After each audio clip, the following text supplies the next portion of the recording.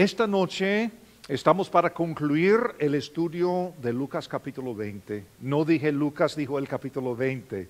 Vamos a ver si Cristo viene primero o terminamos el Evangelio de Lucas. ¿Quién sabe? Pero aquí estamos en Lucas capítulo 20 y estamos hablando esta noche siempre con este tema que hemos visto de Jesús por un lado y los líderes religiosos por el otro lado. Y como repito lo que estoy diciendo, lo que Cristo está diciendo, lo que Cristo está haciendo, no es necesariamente una crítica en contra de la iglesia, porque para comenzar, la iglesia es el invento de Dios mismo. Pero lo que pasa, somos seres humanos y en cada organización, en cada carrera, hay buenos y malos, ¿no? Y todo lo de medio. Y también en la esfera religiosa. Hay líderes excelentes, humildes, toda la cosa, y también hay líderes que, pues digamos que no son los mejores. Y en este contexto, los líderes de Israel, en su mayoría, han llegado a tomar una posición en donde sus tradiciones, su poder, su influencia sobre la gente, sus títulos, sus puestos, todo esto ha llegado a ser más importante que Dios mismo. Y es una tragedia. Y a la misma vez les digo que no todos los líderes religiosos son malitos de esta forma, porque algunos son muy buenos, son discípulos de Jesucristo, etc. Pero en estos últimos días de la vida de Jesús es pues el enfoque. Cristo ha llegado a Jerusalén, cada día está enseñando en el templo, los líderes religiosos de Israel están en su contra y parece que cada rato están en esta batalla.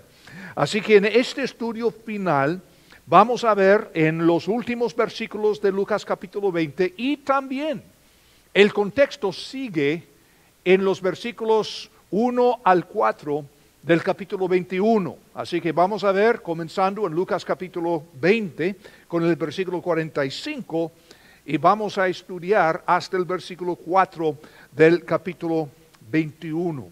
Y el tema es simplemente lo siguiente. La fe, ¿es su fe un pretexto o es una realidad? Ese es el tema.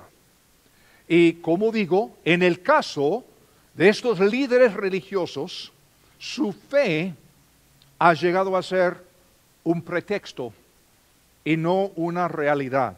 Vamos a ver, comenzando aquí, vamos a ver esos versículos finales de Lucas 20, comenzando en el versículo 45. Señor, abre nuestros ojos, queremos ver de tu palabra la verdad.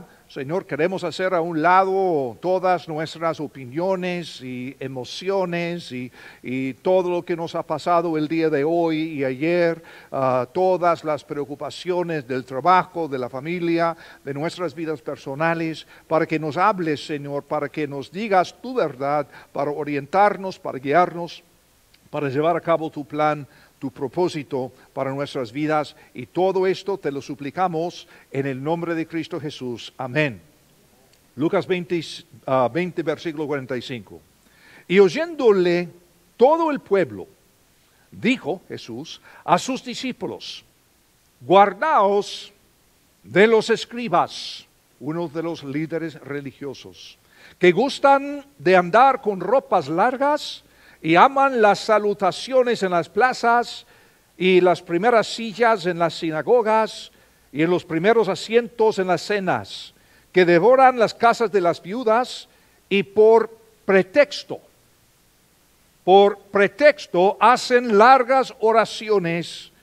Estos recibirán mayor condenación. Primero vamos a hablar de lo que es pretexto. ¿Por qué usa el Señor Jesús específicamente esta palabra pretexto? ¿Qué está pasando acá? ¿Y por qué es que el Señor dice aquí en versículo 46, guardaos de los escribas? Hoy día Sería como si hubiera dicho el Señor, guardaos de los pastores, cuidado, son sinvergüenzas. ¿Por qué es, en serio, por qué es que algunos, y como digo, no todos, pero por qué es algunos líderes religiosos en los días de Jesús, y vamos a ser honestos, hasta el día de hoy, por qué es que algunos están entre los peores enemigos de Cristo Jesús? Y no es que esta iglesia o la otra iglesia, oigan, somos seres humanos. Esta iglesia tiene, acabamos de cumplir 75 años. Y en estos 75 años hemos tenido algunos de estos entre nuestros líderes y somos una buena iglesia. Pero de vez en cuando, y no es necesariamente que comenzaron así, pero tomamos decisiones malas y de repente el orgullo nos agarra, montón de factores, ¿no? Así que no estamos para juzgarles a estos ni a los contemporáneos, estamos para ver cómo podemos asegurar que nuestra fe es una realidad y no un pretexto. Lucas 12:1 el Señor había dicho, y no es necesario buscarlo, pero casi dijo lo mismo. Lucas 12, versículo 1, dijo el Señor, guardaos de la levadura de los fariseos, que es la hipocresía. ¿Cómo es esto? ¿Y quiénes son estos tipos a propósito? Escribas, fariseos, saduceos, son líderes religiosos en los días de Cristo de diferentes tipos. Por ejemplo, los fariseos supuestamente son en su mayoría laicos. Son estudiosos, pero no son necesariamente aquellos que han estudiado en un instituto bíblico, en un seminario, y son en su mayoría los fundamentalistas del día. Tienden a ser más legalistas, como decimos hoy en día, siempre fijándose en las reglas, que esto, que el otro. Y entonces, por otro lado, tenemos un grupo que se llaman los escribas. Los escribas eran los guardianes, digamos, de las escrituras. Son los estudiosos. Son los tipos que estudiaron en los seminarios y enseñaban en los seminarios. Y si alguien tenía alguna duda, alguna pregunta en cuanto a la ley, buscan a los escribas. A veces se llaman abogados en el Nuevo Testamento. Así que son muy preparados, educados, son muy estudiosos. Y luego también tenemos los saduceos. Ahora, los saduceos también en su mayoría tienen estudios formales, pero tienden a ser más, como diríamos hoy en día, modernistas. Por ejemplo, no creen en la resurrección del cuerpo. O sea, para ellos la vida es lo que es y después no hay nada. Mientras tanto, tenemos que servirle a Dios y hacer lo mejor posible. O sea, son como liberales modernistas el día de hoy. ¿Qué podemos concluir? Que no mucho ha cambiado. O sea, hay iglesias de toda clase, hay líderes de toda índole, fundamentalistas, modernistas, etc. Y qué interesante que muchos de ellos, de todos estos grupos, están en contra de Cristo. Y dentro de unas horas lo van a entregar a ser crucificado. ¿Quiénes lo van a hacer? Los líderes. Ahora, otra cosa muy importante. Todos ellos, fariseos, escribas, saduceos, cada uno de ellos, si le preguntamos, ¿ustedes creen las Escrituras? Cada palabra de la Santa Biblia. Y somos nosotros los de la sana doctrina. Cada uno de ellos hubieran dicho lo mismo. O sea, ¿cómo es posible que vamos a hablar con saduceo fulano ahí?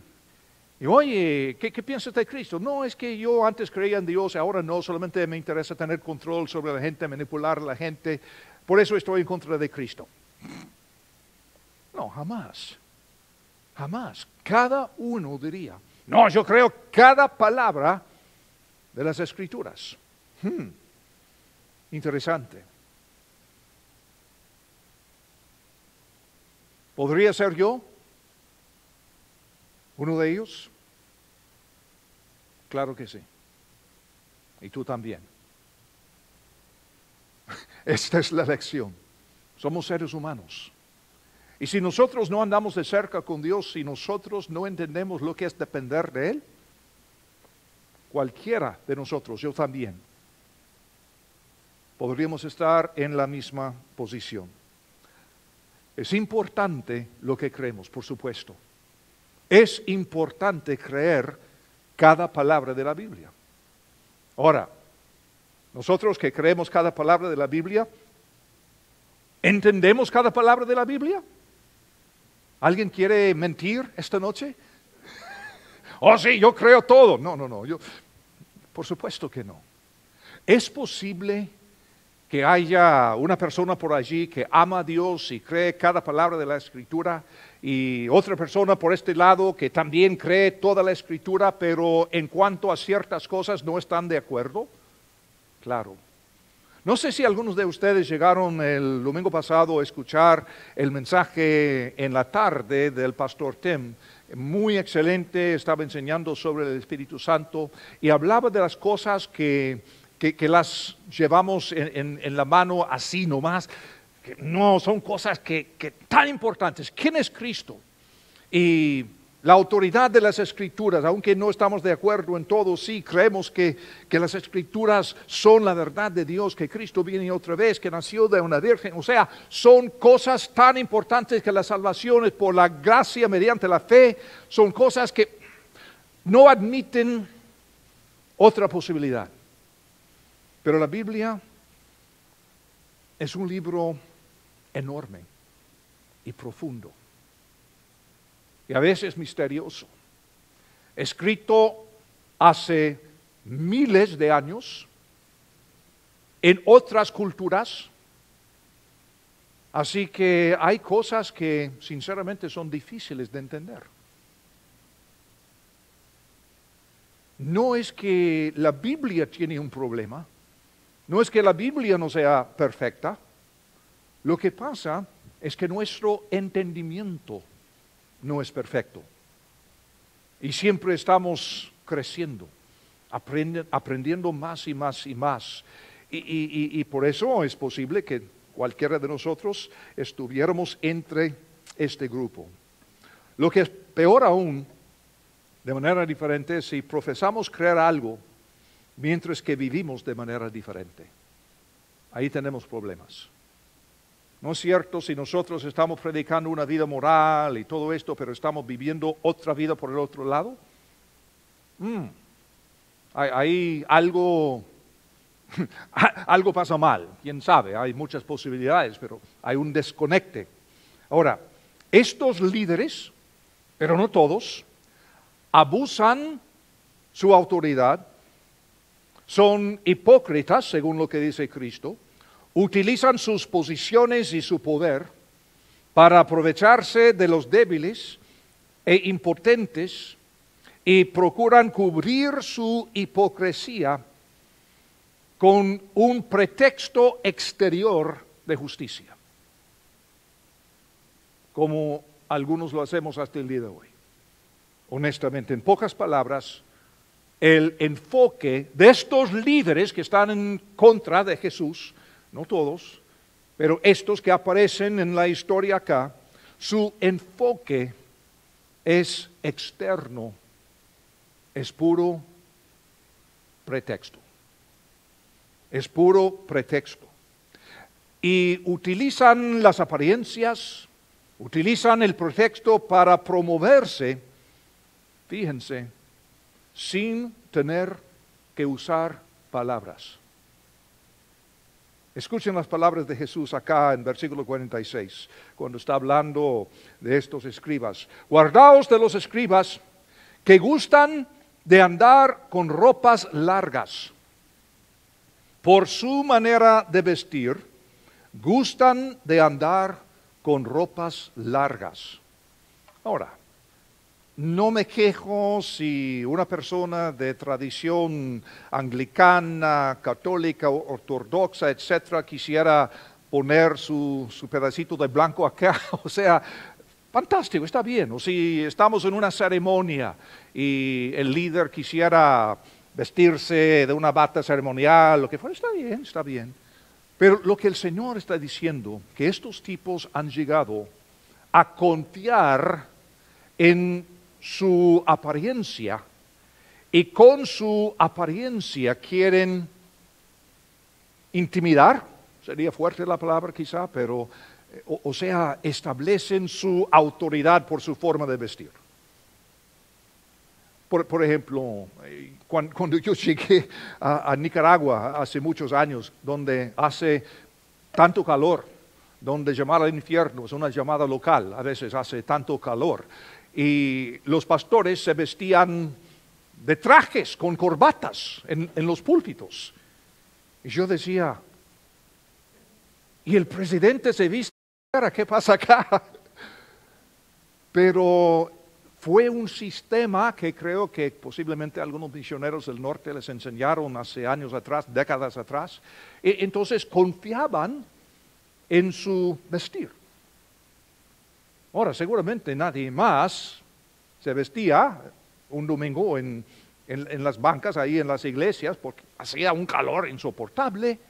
Pero ahí estaban ellos con su corbata, con su saco, sudando como loco, predicando la sana doctrina, pero dando, y por supuesto, por favor, algunos lo hacían de una forma totalmente inocente porque así les enseñaron, una tradición nada más, pero siempre hay aquellos que quieren andar así todos los días. Hola, pastor. Y les gusta. Y poco a poco andan así, ¿no? Y segunda cosa, dice el Señor, y aman las salutaciones en las plazas. Ahora, a veces cuando voy a otro lugar me preguntan, ¿y cómo le llamamos? Y yo digo, a tiempo para comer. No, pero pastor, doctor, o no, ¿qué, hermano? ¿Qué? Sinceramente no me importa. No me importa. Estas cosas, yo prefiero que me llamen Jeff o, bueno, lo que fuera, y todo el mundo. Yo recuerdo hace muchos años había una señora que trabajaba como mi asistente, y una señora de Texas y única ella. Y una vez me estaba dando un boleto de avión porque yo iba a una conferencia y todo eso, y me da el boleto y me dice, buen viaje, y qué bueno que vas a andar de Doctor Adams unos días, pero nosotros sabemos quién eres de verdad. y así nos mantenemos en una realidad, ¿no? Lo que digo, no importa. O sea, no es decir que si alguien quiere que la gente le llame doctor, pastor, padre, lo que fuera. Pero hay personas que es su afán, es su identidad. Insisten que la gente, no, que yo soy fulano, el doctor, el reverendo doctor, bueno, está bien.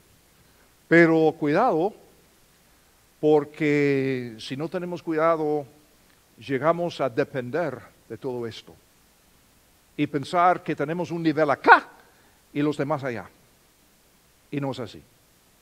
Todos somos iguales a los ojos del Señor. Y luego dice, y las primeras sillas en las sinagogas, o sea, por aparentar que son más espirituales que los demás, aman las primeras sillas en las sinagogas.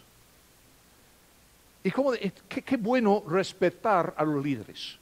Es saludable, es bíblico. Qué lindo dar honor a quienes se lo merecen, claro. Yo recuerdo la primera vez que prediqué en esta iglesia, venía de Centroamérica, ¿no? Y entré un domingo en la mañana, y en aquel entonces había un coro con bueno, batas y darios y órganos y toda la cosa, y un púlpito enorme. Ustedes han visto como este mostrador que hay en la primera parte del, ¿cómo se llama? Del vestíbulo, ahí arriba hay un centro donde dice información o algo así, ahí donde uno recibe los audífonos, etc. En algún entonces la mayoría de eso fue el púlpito. Y había que subir unas gradas para llevar al púlpito, ahí puro centro. Y los pobres ahí en la primera fila,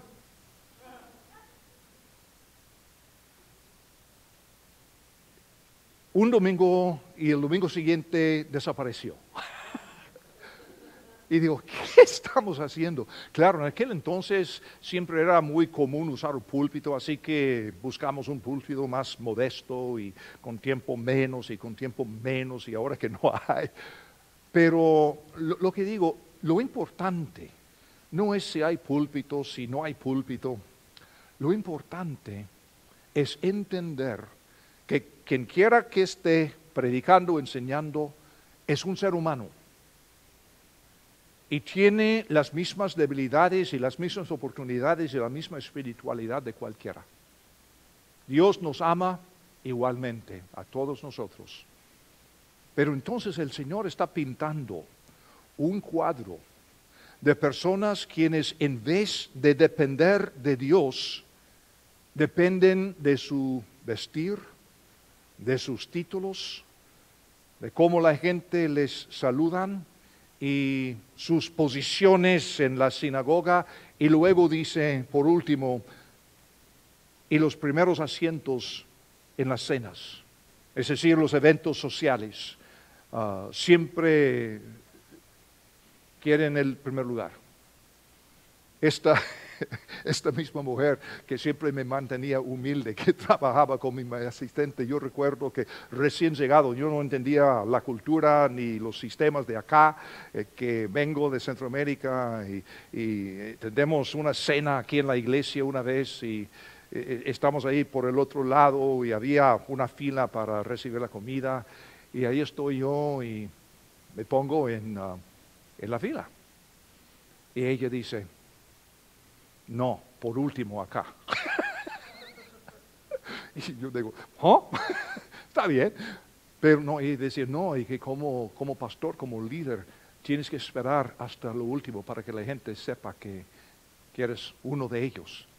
O sea, bien, gracias. Este comentario, digamos, es lo que necesitaba para entender un poco mejor la cultura y toda la cosa.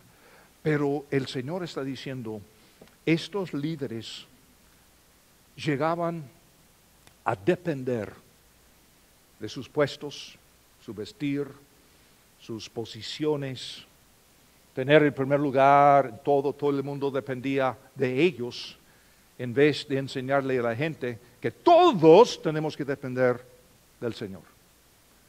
Aquí tenemos el problema. Ahora, ¿qué pasa?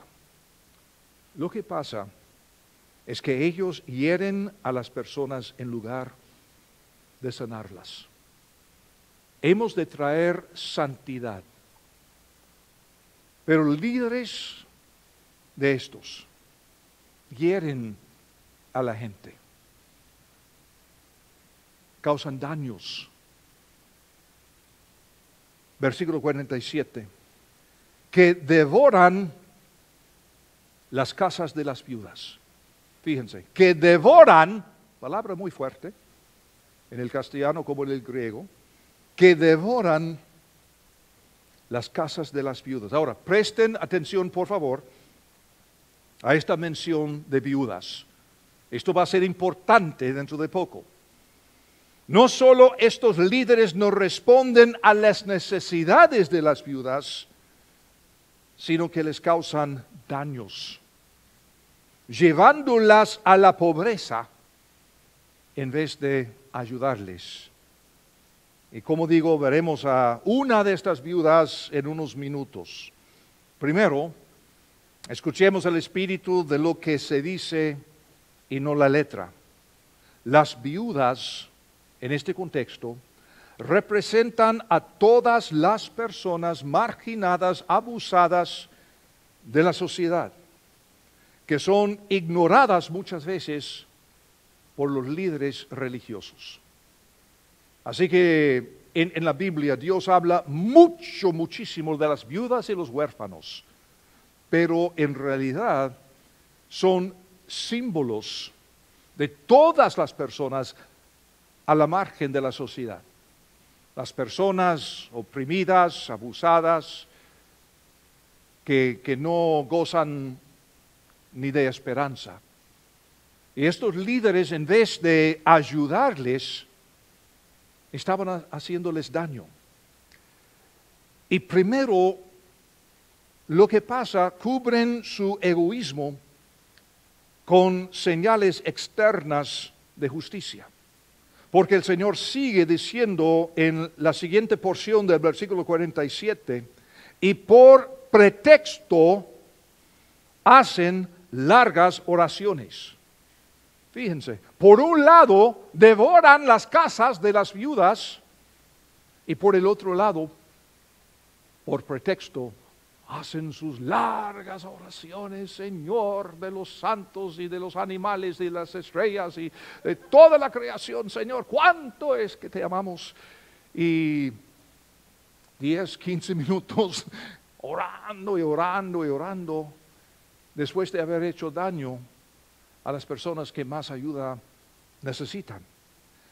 Y lo que el Señor está diciendo, sus oraciones, sus largas oraciones son puro espectáculo. Duro eso. Y como digo, no son todos los líderes, por favor. Hay escribas, hay fariseos, hay saduceos que son creyentes en el Mesías. Pero desafortunadamente, a estas alturas, la mayoría están en esta banda. Comparemos estas largas oraciones con las oraciones relativamente cortas de Jesús que se registran en la Biblia. Busquen alguna vez una oración larga del Señor Jesús. Ahora, de vez en cuando dice que el Señor pasó la noche orando, pero no por pretexto, ni sabemos lo que dijo. Pero cuando el Espíritu Santo registre sus palabras, siempre son oraciones cortas, al grano. Padre. Y así fue. La oración es más un estilo de vida que una actividad. Y esto es lo que muchas veces no lo entendemos. La oración no es una actividad ni es un programa, aunque sí podemos programar un día de oración o lo que fuera, fantástico, no tiene nada de malo. Pero más que nada la oración es un estilo de vida. Yo puedo viajar en el coche con mi señora y si estamos manejando, digamos, de aquí a Texas, en donde no hay nada que ver, todo lleno y plano, y podemos pasar horas sin decir una palabra. Pero la comunión es constante. ¿Me explico? Siempre estamos en comunión. No tenemos que estar hablando y hablando y hablando, y a veces hablamos. Pero es una comunión. Así es la oración. Es tener comunión con Dios. No significa que todas las oraciones extemporáneas son auténticas, no lo son. Y no quiere decir que una oración por escrita no vale, claro que sí. El punto es, no hay una sola forma correcta para orar. Y eso lo decimos casi cada domingo en la mañana. Si usted quiere estar parado, sentado, arrodillado, si quiere levantar las manos, si quiere orar en voz alta, si no, en silencio, lo que fuera. Porque la oración es un estilo de vida, es una comunión. Y estos líderes religiosos, dice el Señor, reciben mayor condenación ¿Por qué? Porque tienen más luz. Tienen más luz. Han estudiado las Escrituras. Saben mejor. No podemos excusarles. En Lucas capítulo 20, versículo 47, por último, dice, estos recibirán mayor condenación. Y en esta batalla, sobre quién tiene la autoridad para interpretar las Escrituras correctamente, Jesús, los fariseos, los escribas, los saduceos, estas palabras de Jesús resultan devastadoras. Ustedes recibirán mayor condenación. Y hoy en día, el problema no es la iglesia, es decir, el concepto de la iglesia. El problema son los líderes de algunas iglesias.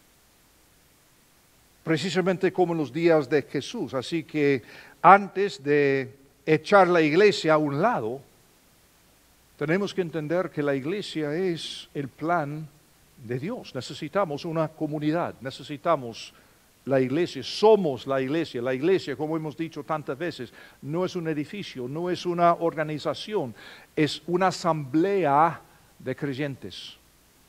Esta noche somos la iglesia, pero ¿saben qué? Saliendo al parqueo, siempre somos la iglesia.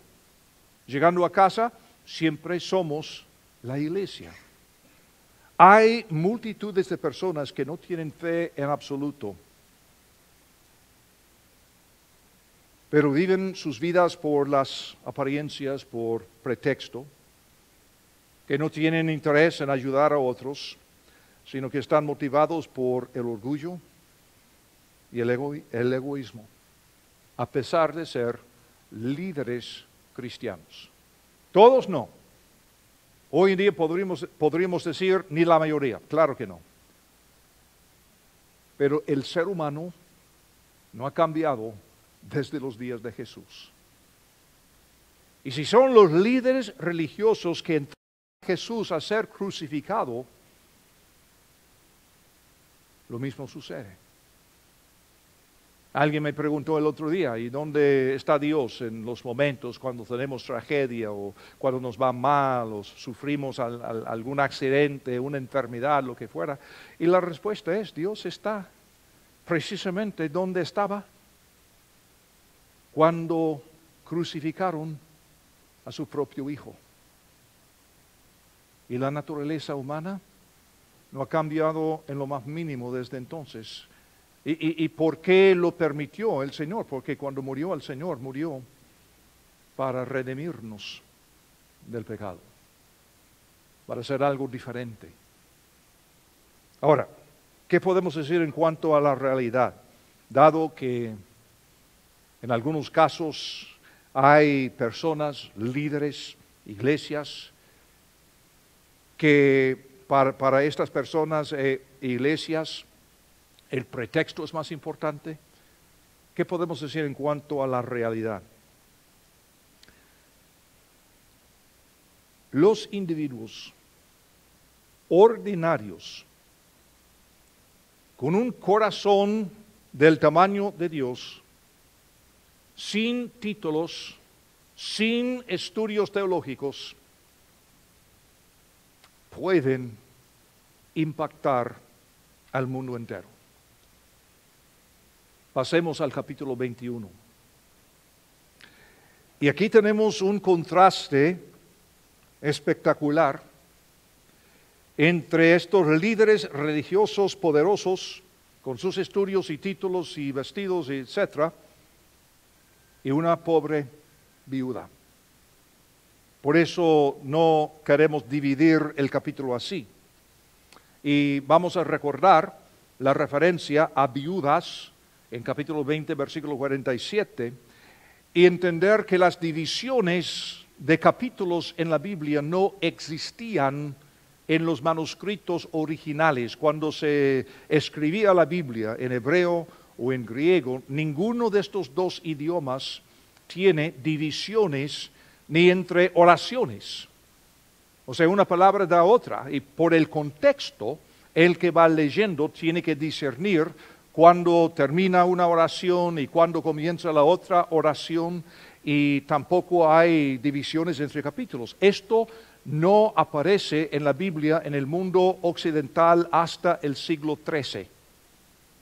En el Medio Oriente, en Siria, comenzaron a poner algunas divisiones ahí por como el tercero, el cuarto siglo, en una forma muy primitiva. Pero lo que nosotros sabemos hoy en día, capítulo 20, capítulo 21, esto no fue hasta el siglo XIII.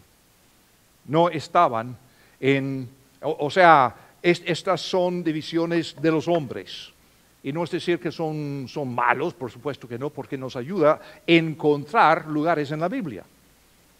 Si dijéramos, yo creo que Lucas dijo algo ¿y dónde está eso?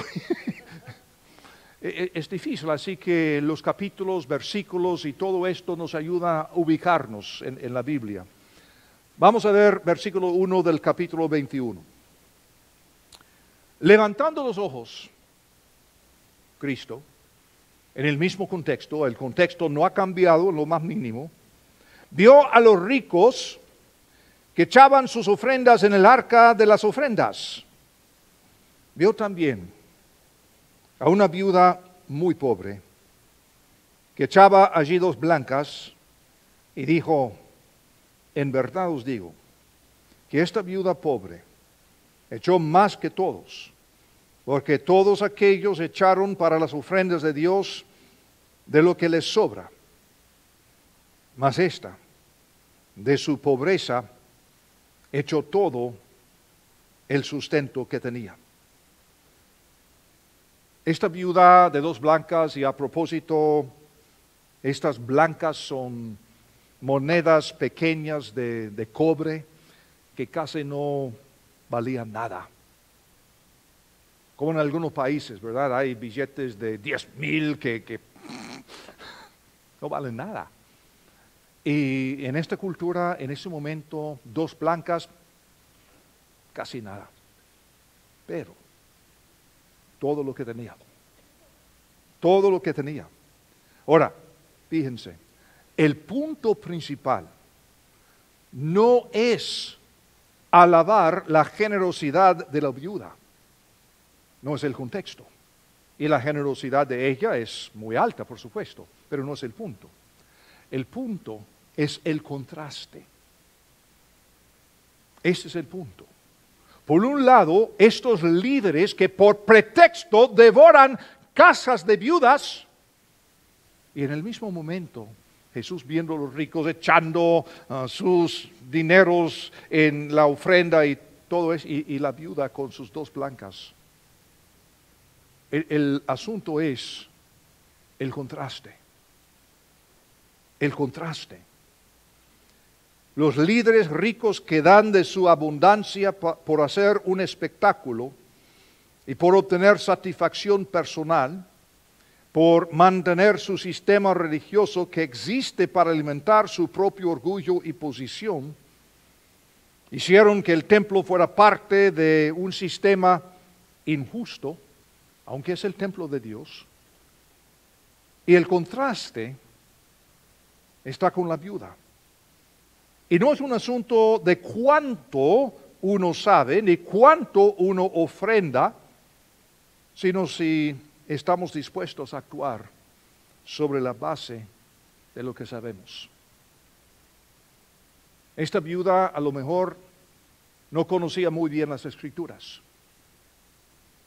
Por supuesto, no como los doctores de la ley, que estaban ahí echando su dinero en la ofrenda ahí en el templo, y ella no sabía tanto, a lo mejor no sabe leer ni escribir,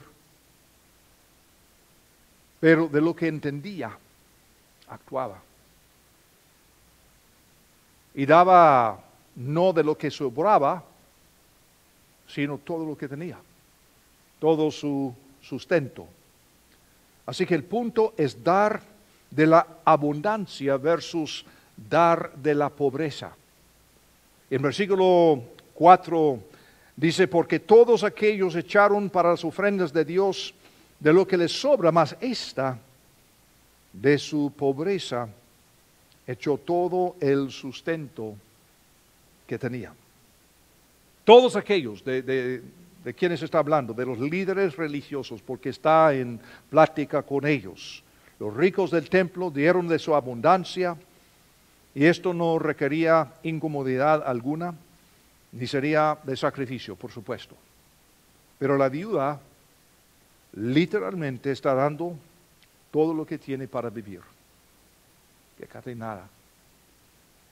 Así que el punto no es lo mucho o lo poco que se da, sino es mostrar que esta viuda está completamente comprometida y contrastar esto con el espectáculo religioso puesto por los ricos y los líderes.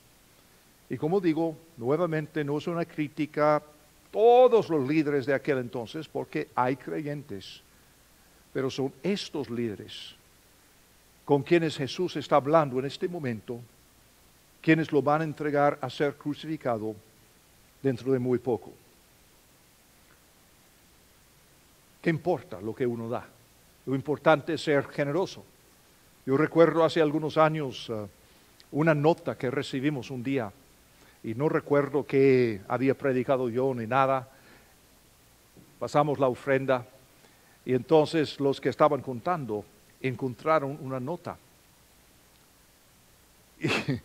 Y esta nota decía: no tengo nada, pero aquí estoy dando un pagaré que vale el precio de un paquete de cigarrillos, porque ahora mismo dejo de fumar. Y la semana próxima voy a traer el precio.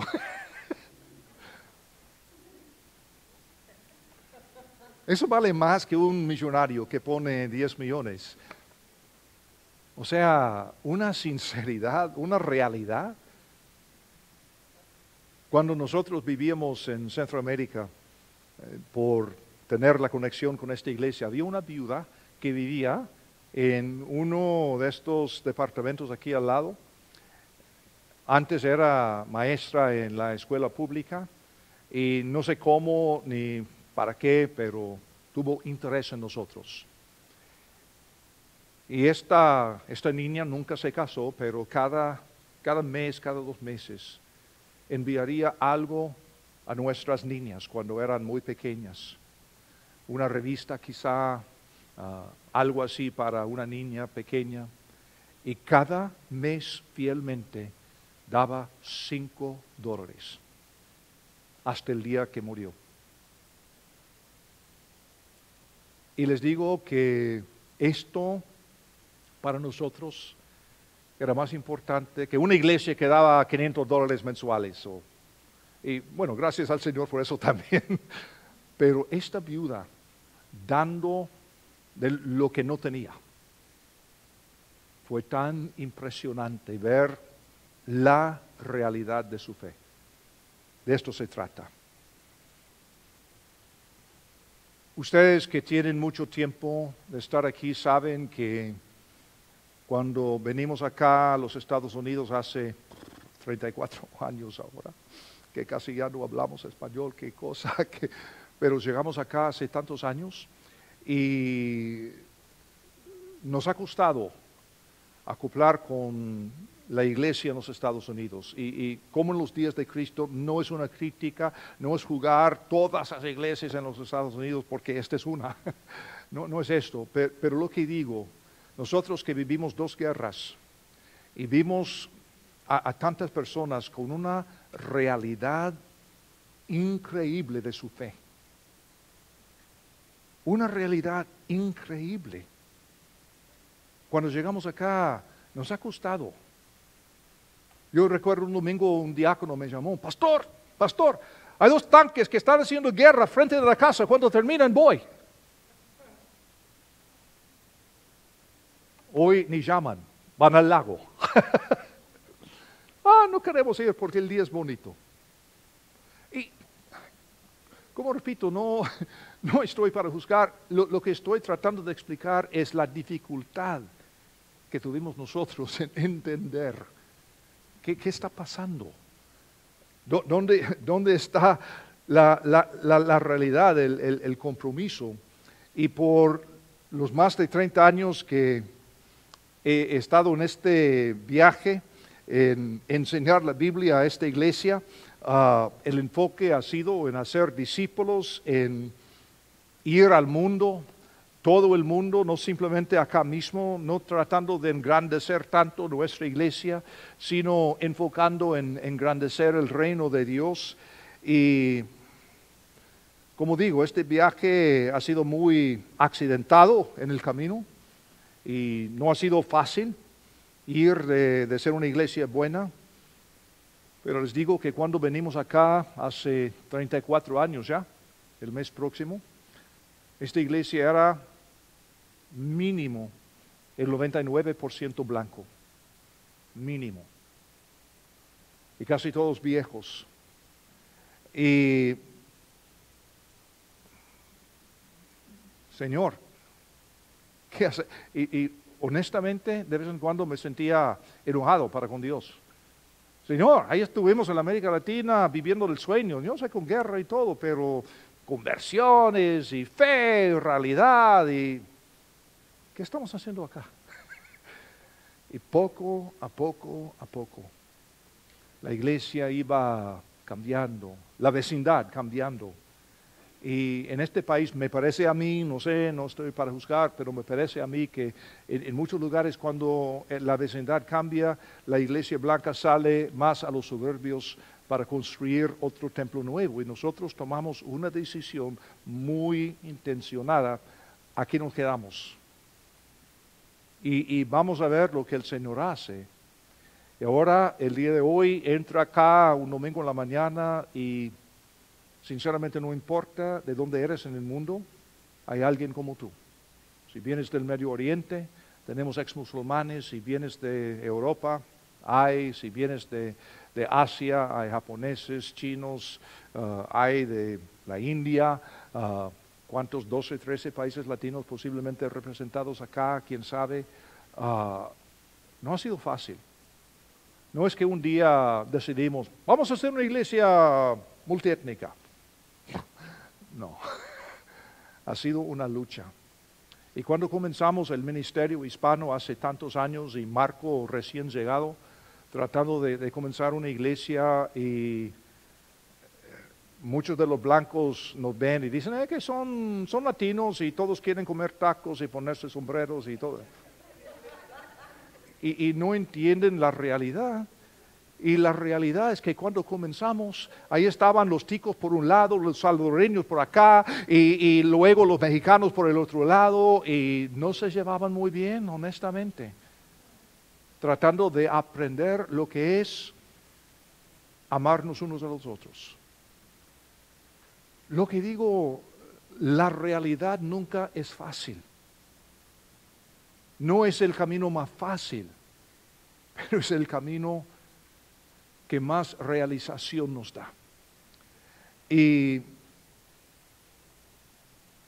lo que vemos acá es una sociedad religiosa en los días de Cristo, en donde muchos de los líderes religiosos están o tan metidos en la política o tan metidos en la tradición de su sistema religioso o lo que fuera. Y tan metidos en todo esto, que un día que apareció el Hijo de Dios en este planeta, en forma humana, entregan a su Mesías a ser crucificado. Y me da mucha pena a veces cuando personas en las iglesias estamos atacándonos unos a los otros porque, bueno, esta persona cree en el rapto, la otra persona no, y algunos dicen que el arrebatamiento en medio de la tribulación o después o antes. Y yo tengo mis ideas, por supuesto, pero nada que ver. No es parte de la misión. Interesante, hemos de estudiar la Biblia, cada quien puede creer lo que quiera, pero varias cosas sabemos. Jesucristo es el Hijo de Dios, nació de una virgen. vivió una vida sin pecado aquí en la tierra, se entregó a la crucifixión, se enterró y al tercer día resucitó y vendrá otra vez. Y ofrece perdón de pecado y vida nueva y propósito y significado a cualquiera que quiere creer. Punto. Fuera de eso, podemos hablar, tener nuestras ideas y todo esto. El enemigo no es la otra iglesia, no es el otro creyente. El enemigo es el diablo, es el mundo, es la carne. Y por eso les digo, tenemos que tener mucho cuidado, no caer en lo mismo. Porque el punto de hacer estos estudios no es decir, qué interesante, cómo fue aquel entonces. No, el punto es entender, así es la realidad hoy día. ¿Y qué podemos hacer para evitar el mismo error? Y vivir no un pretexto, sino una realidad. Padre Santo, te damos muchas gracias por la vida de nuestro Señor Jesús y este libro, la Biblia, que nos habla de la realidad. Y Señor, te suplico que si hay alguna persona acá o escuchándonos por forma digital que no tiene esa realidad de fe, que pueda comunicarse con nosotros o con algún otro creyente cerca y entender cómo es posible conocerte a ti y regocijarse en esta relación. Señor, todo esto te lo suplicamos en el nombre precioso de Jesucristo nuestro Señor. Amén.